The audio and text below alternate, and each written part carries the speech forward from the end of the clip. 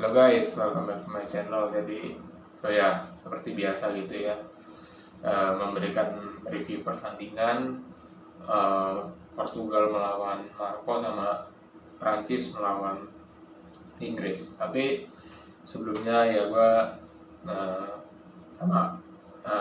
sorry kalau baru bikin video sekarang itu ya, karena kemarin ada banyak kegiatan gitu dan baru bisa bikin video ya sekarang.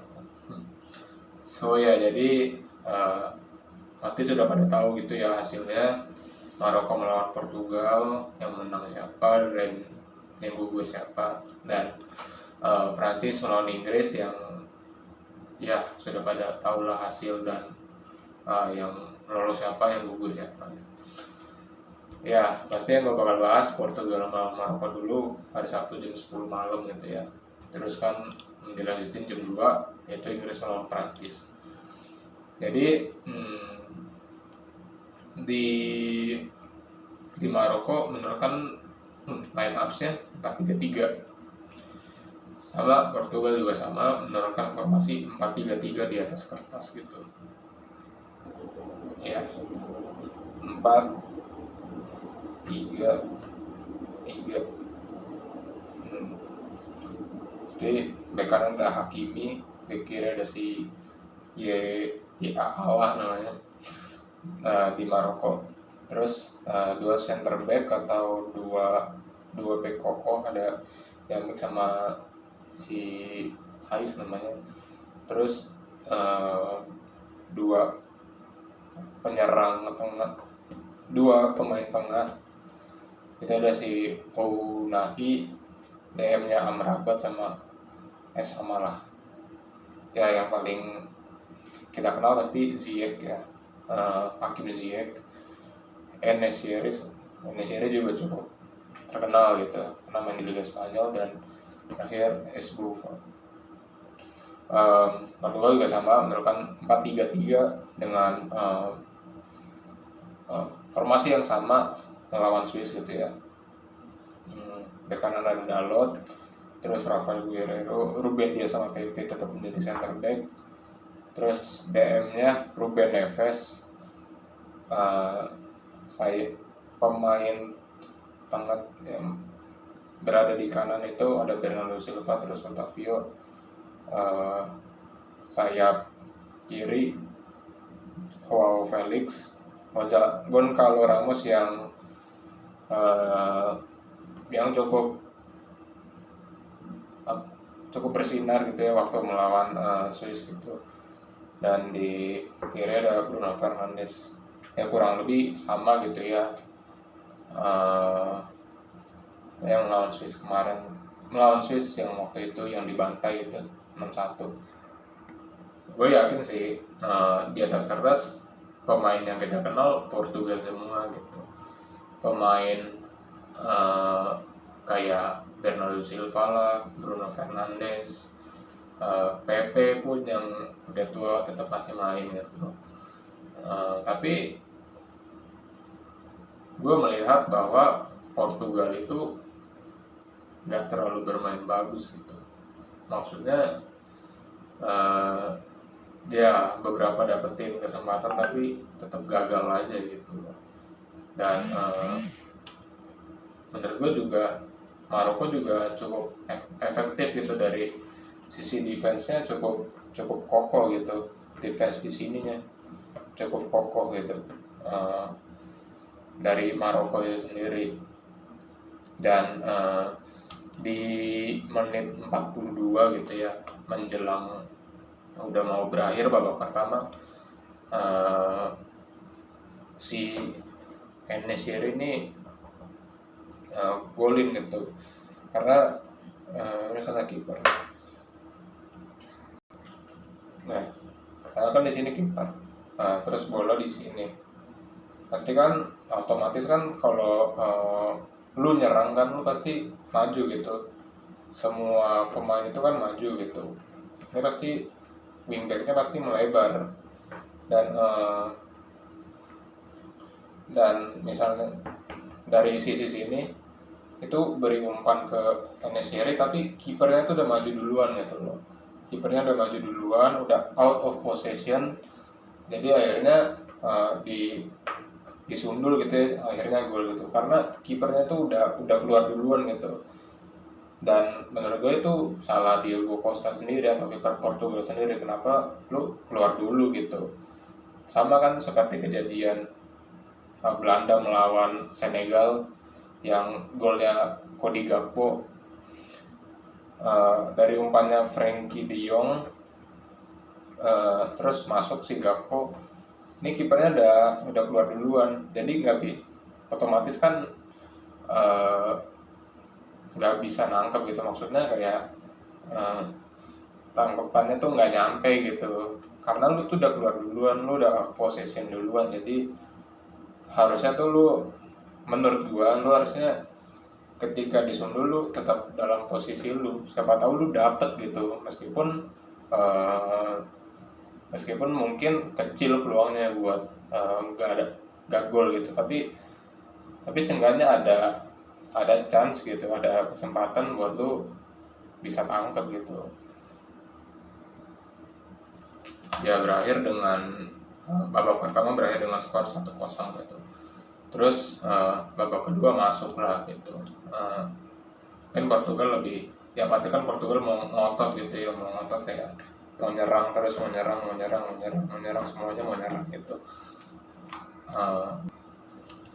Sampai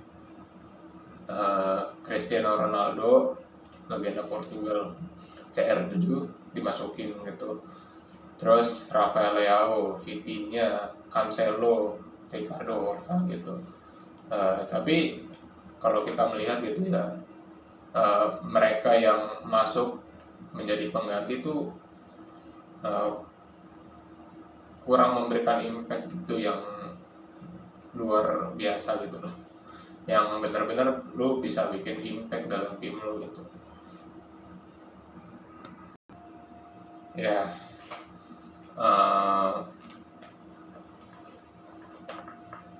Melihat gitu ya bahwa kayak Ronaldo, Leao, Cancelo, terus terakhir Ricardo Horta gitu ya, yang sebenarnya kayak terutama Leao yang cukup main bagus gitu di waktu melawan Swiss itu, dia cukup bermain bagus, bahkan dia berikan 1 gol kan di menit-menit akhir yang keren banget gitu. Tapi ya di sini kebukti kalau Leo tuh ya biasa-biasa aja gitu. Terus ya Cristiano Ronaldo, gue yakin sih kita semua kan penasaran gitu, karena kan kalau Portugal pasti kan spotnya di Ronaldo gitu ya. Tapi Ronaldo juga nggak main bagus juga gitu. Tapi ada satu kesempatan gitu yang dia cukup agak membuang peluang gitu, yang harusnya dia bisa gol gitu. Dia dari misalnya ini Ronaldo di sini, terus ini dia beri umpan dari sini terus langsung ke Ronaldo, tapi kipernya kipernya Maroko tepis gitu karena Ronaldo ambil bola yang ke arah kiper gitu loh. Jadi menurut gue itu cukup kayak agak membuang peluang. Dan akhirnya di 10 menit terakhir Portugal bermain dengan oportunis, long ball gitu, langsung main all out aja gitu loh. Saya langsung udah bodo amat, gue yang penting nyerang gitu. Kayak long ball dari sini, long ball dari sini, long ball gitu. Bahkan sebenarnya peluang terbesar itu yang dari PP ini loh. Soalnya ini dari sini terus PP, tapi sayangnya masih melebar gitu, sundulannya masih melebar, headingnya masih melebar gitu. So ya, kalau melihat dari secara 90 menit ya Maroko cukup efektif dan menang di efektivitas, dan ya mereka lah layak lolos ke babak semifinal karena efektifnya. Lalu ya kita ke pertandingan selanjutnya Inggris melawan Prancis. Ya Inggris gak beda gitu ya, kayak kalau nggak salah melawan Senegal juga formasinya kayak gini, 4-3-3, kayak Walker di sayap kanan, John Stones sama Maguire jadi center back kiri Luke Shaw, Henderson, Declan Rice jadi DM, terus Bellingham yang cukup berkontribusi di Inggris melawan Senegal. Terus sayap kanan ada Foden, kiri ada Bukayo Saka sama Harry Kane. Ya Prancis juga nggak merubah formasi gitu ya, main dengan 4-2-3-1, Theo Hernandez di sayap kiri, Koundé di kanan, Upamecano sama Varane jadi dua center back atau dua back tembok gitu. Dua DM, Rabiot sama Tchouaméni, terus tiganya Mbappe di sayap kiri, Dembele kanan, Griezmann di belakang striker. Ya kurang lebih kayak gini formasi 4 2 3 1. Ini Griezmann di sini posisinya, Mbappe, Dembele. Oke. Kalau melihat secara statistik gitu ya, bahwa Inggris lebih unggul gitu ya, kayak shotsnya 16, counter-nya 8, posisinya 58, Prancis 42, dan passing akurasinya lebih 11-12 lah, Inggris 87, Prancis 81, dan ya mungkin shot on targetnya kalau di total gitu ya, Inggris 8, Prancis 5. Yang melihat line up-nya sih sebenarnya yang gue paling sorotin itu Bellingham sih, karena dia kan yang menjadi motornya gitu loh, yang seringkali banyak berkontribusi di timnas Inggris gitu. Jadi tapi Bellingham ya di match Prancis, di match waktu itu ya nggak kelihatan gitu, karena pasti kan di cover ketat mulu gitu, di cover ketat terus ya di cover ketat mulu dengan pemain Prancis gitu. Ya misalnya pemain Prancis gitu ya seringkali misalnya Bellingham ya sering di kayak di lock gitu loh pergerakannya gitu. Oke, jadi kalau kita melihat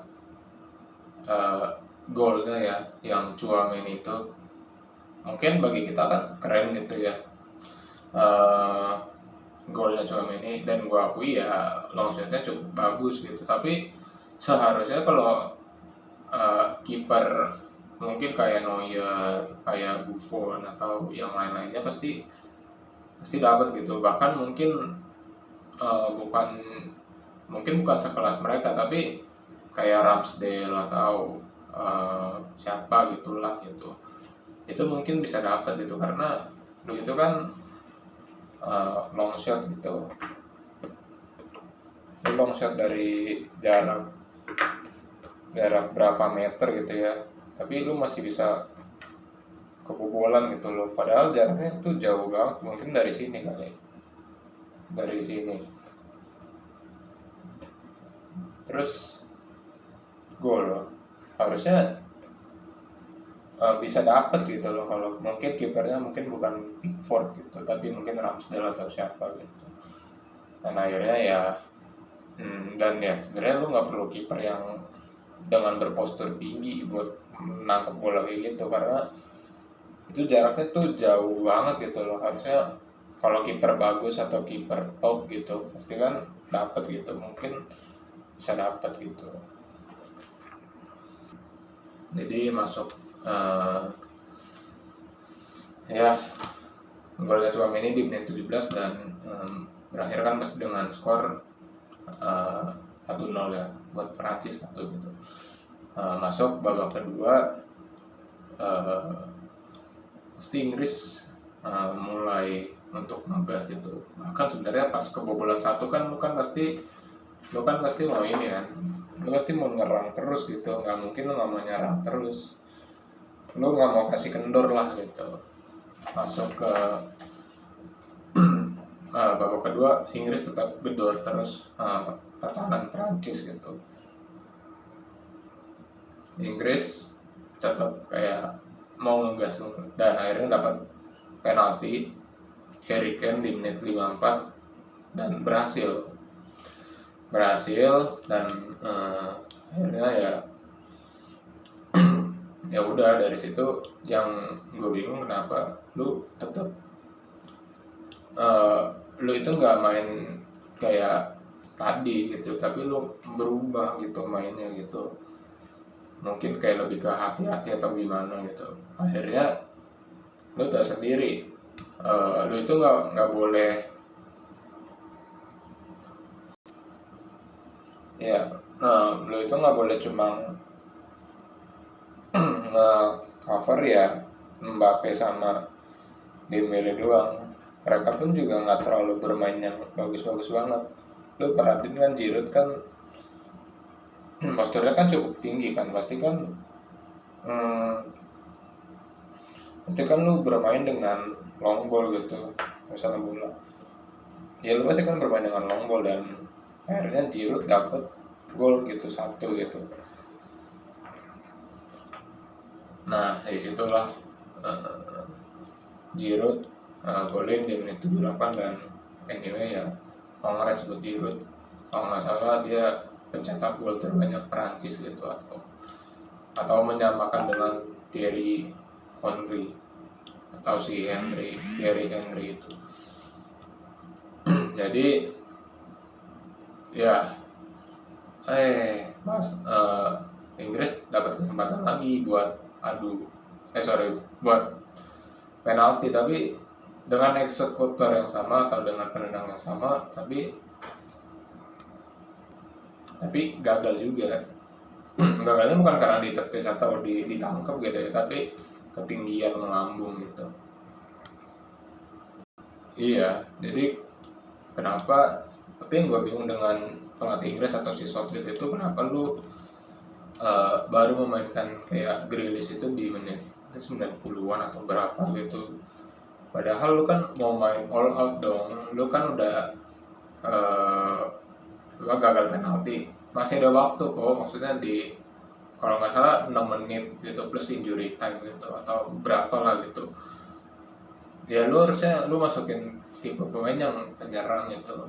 Memang betul lu masukin Sterling sama Rashford, tapi kenapa Grealish itu lu mainnya di menit 90-an gitu. Tapi ya terserah lah gitu. Southgate gagal dan Inggris gagal lagi gitu ya, untuk kayak kan sering bilang football is coming from the, tapi digagalin sama Prancis. So ya jadi menurut gue ya Prancis udah layak lolos juga sih gitu, dengan squad yang cukup ya kan di atas kertas ya pemainnya bintang-bintang semua gitu, Inggris maupun Prancis itu. Tapi secara kualitas gue emang masih ngunggulin Prancis sih, kayak Mbappe udah berpengalaman banget gitu, kayak Griezmann, Dembele pun juga cukup berpengalaman. Dan ya akhirnya kita sudah tahu 4 besar siapa aja yang masuk. Ada Argentina melawan Kroasia sama Prancis melawan Maroko. Nah ini cukup seru gitu, karena menurut gue di Argentina kan lu punya Lionel Messi, tapi di Kroasia lu punya Luka Modric gitu, yang udah meskipun udah umurnya udah tua banget gitu ya, tapi masih gacor gitu dengan umpan-umpannya, dengan passing-passingnya tuh masih kayak umur berapa lah gitu, masih muda gitu. Tapi ya namanya Luka Modric gitu, terbukti di Real Madrid sama Kroasia gitu. Nah Argentina punya Messi, tahu sendiri Messi itu yang menjadi kayak pembeda gitu di lapangan gitu. Messi yang ngegendong sama Di Maria gitu. Kalau Argentina kan Messi, Di Maria. Kroasia Livakovic, kiper Kroasia sama Luka Modric gitu. Dan ya terakhir match di semifinal ada Prancis lawan Maroko. Gue bilang Maroko nggak bisa dianggap remeh sih dengan 2 kali dia menang lawan di atas kertas timnya yang besar itu kayak Spanyol dan Portugal. Tapi mereka masih bisa lolos gitu. Ya namanya Piala Dunia gitu. Bahkan sepak bola kan penuh dengan kejutan, dan itu serunya sepak bola dan itu indahnya sepak bola gitu sih. So ya kita lihat saja empat besar siapa aja yang bakal masuk ke final atau yang gugur di semifinal siapa aja. Thank you guys for watching. Salam sepak bola.